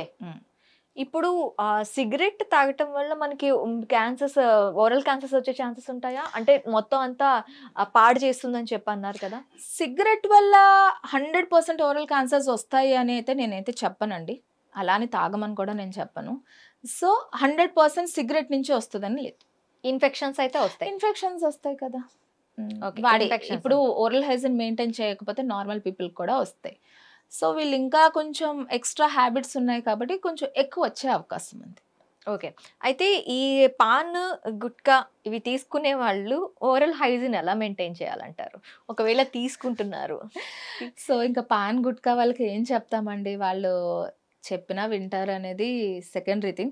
బట్ ఏంటంటే ఎక్కువసేపు నోట్లో ఉండి అది పెట్టుకుంటా ఉంటారు కదా, అందులోంచి యూజ్ అయ్యేది వాళ్ళు తింటా ఉంటారు. సో చాలా ఫ్రీక్వెంట్, ఒకటి అయిపోయింది అనుకోండి మళ్ళీ ఇంకో ప్యాకెట్ పెట్టేసుకుంటారు, వాళ్ళు ఫ్రీక్వెంట్గా చేస్తారు కాబట్టి ఆ టిష్యూ అంతా ఏదైతే బుగ్గలో పెట్టుకుంటారో ఆ టిష్యూ అంతా ఇరిటేట్ అయ్యి ఆ మ్యూకోజాలో చేంజెస్ జరిగిపోతూ ఉంటారు, ఆ బుగ్గలో చేంజెస్ జరిగిపోయి దాని నుంచి క్యాన్సరస్ లీజన్స్ వస్తుంది. వాళ్ళకి ఇప్పుడు జాగ్రత్తలు అంటే ఫస్ట్ జాగ్రత్త ఏం చెప్తానంటే తినడం ఆపేయండి అని అంటాను, లేకపోతే ఫ్రీక్వెన్సీ తగ్గించండి అని అంటాను. అలా చేసుకుని ఆఫ్టర్ తినిన తర్వాత ఓరల్ హైజీన్ మెయింటైన్ చేసుకొని, అంటే నోట్లో నీళ్ళు తీసుకొని పుక్కిలించుకోవడం అట్లాంటివన్నీ చేస్తే కొంతవరకు తగ్గించవచ్చు, కానీ బట్ ఇవన్నీ వాళ్ళకి హెల్ప్ అవుతాయని అయితే నేను చెప్పలేను. ఓకే. అంటే ఇప్పుడు కొంతమంది 10 years, 15 years, 20 years నేను తింటున్నా అసలు నాకేం కావట్లేదు అంటారు. అది ఎందుకు అలా? అంటే అందరికి వచ్చే ఛాన్సెస్ ఉంటాయా, కొంతమందికి మాత్రం వచ్చే ఛాన్సెస్ ఉంటాయా? అందరికి వచ్చే ఛాన్సెస్ ఉండవండి, అది కొంతమందికి వస్తాయి. డిపెండ్స్ ఆన్ ద ఇమ్యూనిటీ, వాడు ఎంత ఫ్రీక్వెంట్గా తీసుకుంటున్నారు, వాళ్ళు ఎలాంటిది తీసుకుంటున్నారు, అంటే అందులో కూడా కొన్ని బ్రాండ్స్ ఉన్నాయి కదా, కొన్ని డేంజరస్ ఉంటాయి, కొన్ని నాన్వి ఉంటాయి, వాళ్ళు ఎలాంటివి తీసుకుంటున్నారో దాన్ని బట్టి ఉంటుంది. రాదు అంటే వాళ్ళకి తెలియదు కదా, ఎప్పుడు అదంతా కూడా పొక్కుపోయే ఉంటుంది వాళ్ళకి. సో అది నార్మల్ టిష్యూనా లేకపోతే అది డిఫరెంటా అది వాళ్ళకి తెలియదు కదా, వాళ్ళు వచ్చి ఒకసారి చెక్ చేయించుకుంటేనే అది నార్మలా కాదా అనేది డాక్టర్ వచ్చి చెప్తారు. ఓకే. పిల్లల్లో వచ్చే పాల పళ్ళు పుచ్చిపోతే వాటికి ట్రీట్మెంట్ అవసరం లేదు, ఇదైతే ఆల్రెడీ ఊడిపోతాయి కదా అవి. పళ్ళు ఎప్పుడు ఊడతాయి? వాళ్ళకి 2nd year నుంచి వచ్చిన తర్వాత 13 ఏళ్ళ వరకు ఆ పాల పళ్ళు ఊడుతా ఉండి పర్మనెంట్ టీత్ వస్తూనే ఉంటాయి. ఎప్పుడు ఆ 2 నుంచి 6 వరకు పాల పళ్ళు ఉంటాయి, ఆ 6 నుంచి మిక్స్డ్ డెంటిషన్ అని అనమాట. 6 ఏళ్ల నుంచి 13 ఏళ్ల వరకు పాల పళ్ళు ఊడుతూ పర్మనెంట్ టీత్ వస్తూ ఉంటాయి. జ్ఞానదంతాలు అయితే 19 years నుంచి 23 years వరకు వస్తాయి. సో ఏదైతే పాల పన్ను పుచ్చిపోయిందో మనం వదిలేసాం అనుకోండి, ఆ పుచ్చు పైనే కాదు కదా, లోపల రూట్ పార్ట్కి వెళ్ళి బోన్లో ఇన్ఫెక్షన్ వచ్చింది అనుకో, పర్మనెంట్ టూత్ ఇరప్షన్ కి ప్రాబ్లం వస్తుంది, అది ఎఫెక్ట్ అయ్యే ఛాన్స్ ఉంటుంది. సో పాల పన్ను ప్రాబ్లం వస్తే ఫస్ట్ ఖచ్చితంగా డెంటిస్ట్ దగ్గరికి వచ్చి అది అసలు ఏంటి, చిన్న ఫిల్లింగ్తో పోతుందా లేకపోతే ఏమైనా ట్రీట్మెంట్ చేయాలా అని కనుక్కుని దాన్ని ఖచ్చితంగా ట్రీట్మెంట్ చేయించుకోవాలి. సో పాల పన్ను కదా ఊడిపోతుంది కదా అని చాలా మంది పేరెంట్స్ నెగ్లెక్ట్ చేస్తారు, బట్ అట్లా అయితే నెగ్లెక్ట్ అయితే చేయకూడదు. Wisdom tooth must be removed. ఇప్పుడు మన యూఎస్లో ఉన్నాం అనుకోండి, కంపల్సరీ ఫస్ట్ 4 పళ్ళు తీసామని చెప్తారు, అది వాళ్ళదంతే. ఇంకా మన దగ్గరికి వస్తే నేనేం చెప్తానంటే విజ్డమ్ టూత్ తీయాలి అనేది లేదు. ఇన్ కేస్ ఎప్పుడైనా ప్రాబ్లం ఉంది, ఆ విజ్డమ్ టూత్ నుంచి ప్రాబ్లం ఉంది అంటే అది పన్ను నొప్పి రావడం కానీ దానివల్ల పక్క పన్నుకు ఎఫెక్ట్ అవుతుంది. ఇప్పుడు యూజువల్గా కింద పన్ను హారిజాంటల్ ఇంపాక్టెడ్ అని అంటే ఇలా పడుకుని ఉంటాయి పళ్ళు, దానివల్ల ఏమవుతుందంటే పక్క పన్ను అంటే నవిలి తినే సెకండ్ మోలార్ అనేది మోస్ట్లీ పాడవుతూ ఉంటుంది అనమాట, అక్కడ ఫుడ్ ఇరుక్కోవడం వల్ల. అలా ముందు పన్ను పాడవుతుంది, ఆ పన్నుకు ప్రాబ్లం ఉంది అంటేనే మనం ఆపరేట్ చేయాల్సి వస్తుంది, అంటే ఆ పన్ను తీయాల్సి వస్తుంది. అన్ని పళ్ళు కంపల్సరీ తీయాలి అనేది అసలు అవసరం లేదు. విజ్డమ్ టూత్ అంటే జ్ఞానదంతాలు, విజ్డమ్ టూత్ అంటే జ్ఞానదంతమే. ఇప్పుడు అది ఉండడం వల్ల మనకు నష్టం లేదు, అది మనకు నోట్లో ఉంది, ఏం ప్రాబ్లం క్రియేట్ చేయట్లేదు అన్నప్పుడు మనం నోట్లోనే ఉంచుకోవచ్చు. అది నవిలి తినడానికి ఉపయోగం లేదు అయినా కూడా మనకేం నష్టం చేయట్లేదు కదా, అది నోట్లో ఉంటే తప్పేంటండి. అది మనకు అన్లెస్ అంటిల్ అది పెయిన్ క్రియేట్ చేస్తుంటుంటే ఇబ్బంది పెడుతున్నప్పుడు దాన్ని మనం ట్రీట్ చేసుకుంటే సరిపోతుంది. ఓకే, నీకు నచ్చిన ప్రతిసారి బ్రష్ చేయొచ్చు. ఫ్రీక్వెంట్గా అలా కూడా కొంతమంది చేస్తూ ఉంటారు, కానీ అవసరం లేదండి. Daily 2 times is more than enough. Hard toothbrush better for brushing? No, it's wrong. Hard toothbrush అనేది మొత్తానికి వదిలేసేయాలి. You have to use only soft toothbrush. Hard toothbrush ఎక్కువ ప్రెషర్ పెట్టేస్తుంది పన్ను మీద, అది మనం ఎంత ప్రెషర్ పెడుతున్నామో తెలియదు కదా. సో మన యూజువల్ ప్రెషర్ పెడుతున్నామే అని అనుకుంటాం, కానీ ఎక్కువ ఇరోజన్ అయ్యే ఛాన్సెస్ ఎక్కువ ఉంటుంది అనమాట. బట్ యాజ్ అ డెంటిస్ట్ కింద నేను హార్డ్ టూత్ బ్రష్ అనేది రికమెండ్ చేయను, only soft tooth brush use చేయాలి. ప్రెగ్నెంట్గా ఉన్న వాళ్ళు డెంటల్ ప్రాబ్లమ్స్ వస్తే దాన్ని అవాయిడ్ చేయాలి. ప్రెగ్నెంట్గా ఉన్న వాళ్ళు అంటే యూజువల్గా మనము ఎక్స్రేస్ అనేది తీయడానికి కుదరదు, బికాజ్ బేబీస్ ప్రయర్ ఇంపార్టెంట్ కాబట్టి ఎక్స్రేస్ అనేది తీయడానికి ఉండదు. ఒకవేళ ప్రెగ్నెంట్గా ఏమైనా ప్రాబ్లం ప్రెగ్నెన్సీలో మనకి డెంటల్ ఇష్యూ వచ్చిందంటే 2nd trimester అంటే 4th, 5th, 6th month is a safe period అని అంటారు. ఆ పీరియడ్లో మనం ఎక్స్రేస్ లేకుండా మినిమం వాళ్ళకి ఇంకో 3 months ఉంది కదా డెలివరీ టైంకి, అంతవరకు పెయిన్ పెట్టుకుని కూర్చోమంటే కుదరదు కదా, మనం ట్రీట్మెంట్ అనేది చేస్తాం, చెయ్యకూడదు అని ఏం లేదు, కానీ ఎక్స్రేస్ అనేది అవాయిడ్ చేస్తాం. అది ఎమర్జెన్సీ ఉంది అంటే మనం లెడ్ అప్రాన్ చేసుకుని వేసుకోవచ్చు, బట్ యూజువల్గా మనం అవాయిడ్ చేస్తాం అనమాట. ఏమైనా ప్రాబ్లం ఉంది అంటే ఖచ్చితంగా ట్రీట్మెంట్ అనేది చేస్తాం. ఓరల్ హెల్త్ అనేది ఓన్లీ మీ నోటికి సంబంధించిందే, దానివల్ల మీ బాడీలో ఎటువంటి ప్రాబ్లమ్స్ రావు. ఓరల్ హెల్త్ నుంచే మన బాడీ అంతా కనెక్ట్ అయి ఉంటుంది. మన నోరు అంతా బాగుంది అనుకోండి, మనకి కింద బాడీలో కూడా ఆల్మోస్ట్ లైక్ ఏమి డిసీజెస్ రావు అని అంటారు. మన పళ్ళే సరిగ్గా లేకుండా మనం తినడానికి సరిగ్గా లేదనుకోండి, ఫస్ట్ అన్ని ప్రాబ్లమ్స్ స్టార్ట్ అవుతాయి. ఇండైజెషన్ నుంచి, గ్యాస్ట్రిక్ ఇరిటేషన్ నుంచి ఇలా మల్టిపుల్ కాంప్లికేషన్స్ అనేవి వస్తాయి. అందుకే నోరు ఫస్ట్ మనం అంతా ట్రీట్మెంట్ చేంజ్, ఒకవేళ ఏమైనా ఇబ్బంది ఉందంటే నోరు అంతా కూడా క్లియర్ చేసుకోవాలని నేను చెప్తాను. మీ పళ్ళు పాడైనప్పుడు మాత్రమే డెంటిస్ట్ని కలవాలి. అదే చెప్తున్నాను కదా, అలా కాదు. Once in a year everyone has to visit dentist. అప్పుడు ఏంటంటే జస్ట్ ఒక 5 minutes మనకి 365 daysలో అయితే టైం ఉంటుంది. ఒకసారి వచ్చారంటే డాక్టర్ అన్ని పళ్ళు ఎగ్జామిన్ చేసి ఏదైనా క్యావిటీ ఉందా, ఏదైనా క్యాలిక్యులస్ అంటే పళ్ళు గార పట్టి ఉన్నాయా, అది మనం చెప్పామనుకోండి ఇమ్మీడియట్ చేయించుకుంటారు. ఇప్పుడు 10 సంవత్సరాల తర్వాత 5 సంవత్సరాల తర్వాత డెంటిస్ట్ దగ్గరికి ఏదో ఒక ప్రాబ్లంతో వచ్చారు అనుకోండి, అప్పుడు చూస్తాం, సార్ మీకు ఇన్ని పుచ్చులు ఉన్నాయి, ఇంత పాలేదు, ఇన్ని పళ్ళు ఊగుతున్నాయి, ఇట్లా చెప్పామనుకోండి, ఏంటి డాక్టర్ ఇలా చెప్తున్నారు, నాకు అసలు ఏం లేదు కదా, నాకు అంతా బాగుంది కదా అన్న ఫీలింగ్లో ఉంటారనమాట. అలా కాదు, ఎవ్రీవన్ అందరూ కూడా పళ్ళు ఉన్న వాళ్ళు చిన్న పిల్లల నుంచి పెద్ద వాళ్ళ వరకు ఎవరన్నా కూడా వన్స్ ఇన్ ఇయర్ డెంటిస్ట్ని విజిట్ చేయాలి. యాక్చువల్గా ట్వైస్ ఇన్ ఇయర్ కూడా చెప్తాం, అది కుదరని పక్షాన వన్స్ ఇన్ ఇయర్ డెంటిస్ట్ దగ్గరికి విజిట్ అయ్యి పళ్ళు అన్నీ కూడా అసలు ఎలా ఉన్నాయి ఏంటి మీ కండిషన్ మీరు తెలుసుకుని ఏదైనా చిన్న ట్రీట్మెంట్స్ ఏమైనా డాక్టర్ సజెస్ట్ చేస్తే అవి చేయించుకోమని చెప్తాం. Thank you Shweta, thank you very much. Thank you. Hit TV app, ఇందులో short news, live news, entertainment shows, movies, digital magazines తో పాటు మీ జిల్లా వార్తలను కూడా ఫ్రీగా చూడొచ్చు. అంతేకాదు కేజీ నుంచి పీజీ వరకు విద్యార్థులకు స్కాలర్షిప్ కూడా అందిస్తున్నాం. ప్రతి వారం 10 మందికి లక్కీ డ్రా ద్వారా ఒక్కొక్కరికి 10,000 రూపాయలు అందిస్తున్నాం. ఇంకెందుకు ఆలస్యం, వెంటనే హిట్ టీవీ యాప్ ని డౌన్లోడ్ చేసుకుని ఫ్రీగా ఎంటర్టైన్మెంట్ పొందండి. Hit TV app. Hit TV app. Please download hit TV app. Hit TV యాప్ని ఫ్రీగా డౌన్లోడ్ చేసుకొని ఎంజాయ్ చేయండి. మీకు నచ్చిన ఎంటర్టైన్మెంట్ కోసం హిట్ టీవీ యాప్ ని ఫ్రీగా డౌన్లోడ్ చేసుకొని ఎంజాయ్ చేయండి. హిట్ టీవీ యాప్ని డౌన్లోడ్ చేసుకుని ఆస్వాదించండి, ఆశీర్వదించండి. ఇంతమంది సెలబ్రిటీలు హిట్ టీవీ యాప్ ని డౌన్లోడ్ చేసుకోండి అని చెప్తున్నారంటే ఎంత మంచి యాప్ ఆలోచించండి.